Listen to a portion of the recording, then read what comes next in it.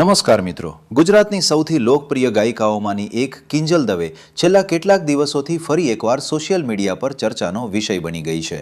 આ વખતે ચર્ચાનું કારણ કોઈ નવું ગીત કે સ્ટેજ પ્રોગ્રામ નથી, પરંતુ તેમના અંગત જીવનને લઈને ચાલી રહેલી અટકળો છે।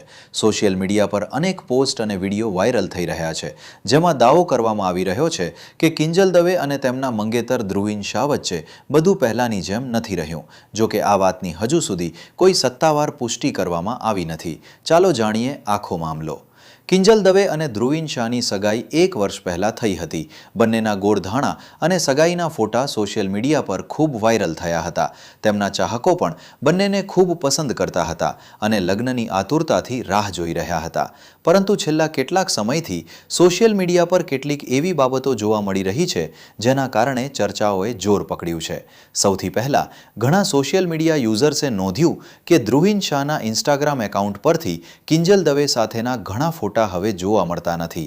ખાસ કરીને સગાઈ અને ગોળધાણાના ફોટા ગાયબ હોવાનું લોકો કહી રહ્યા છે। આ પછી ચર્ચાઓ વધુ તેજ બની ગઈ। બીજી તરફ કિંજલ દવેના ભાઈ આકાશ દવેના જન્મદિવસની ઉજવણીના ફોટા અને વિડીયો પણ સોશિયલ મીડિયા પર વાયરલ થયા હતા।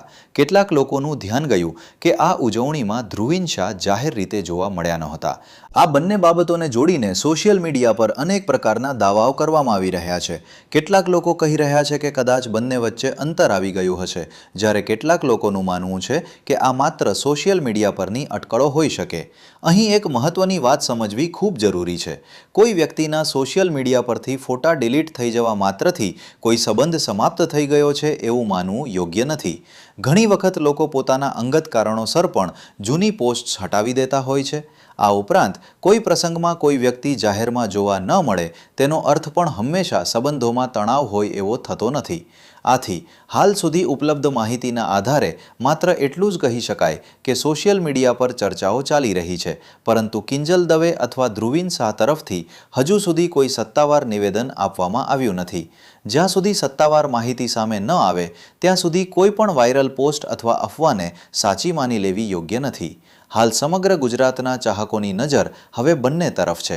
ઘણા લોકો આશા રાખી રહ્યા છે કે જો આ ચર્ચાઓ માત્ર અફવા હશે તો બંને તરફથી સ્પષ્ટતા કરવામાં આવશે, અને જો કોઈ સત્તાવાર માહિતી આવશે તો તે પણ ટૂંક સમયમાં સામે આવી શકે છે।